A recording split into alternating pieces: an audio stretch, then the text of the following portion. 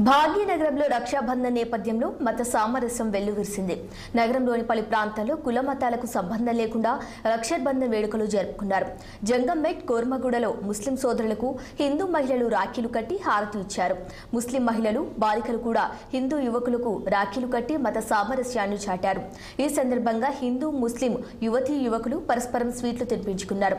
రాఖీ పండుగ ఇరు వర్గాల మధ్య సోదర భావాన్ని పెంపొందిస్తుందని పలువురు అభిప్రాయపడ్డారు.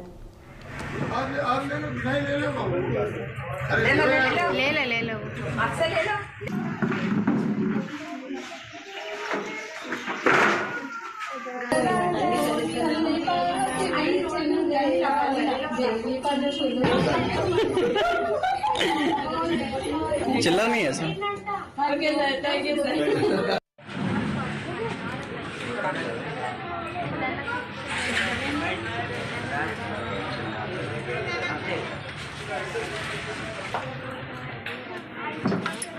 నువ్వు రామ్మా, నీ పేరేం పేరు పాప?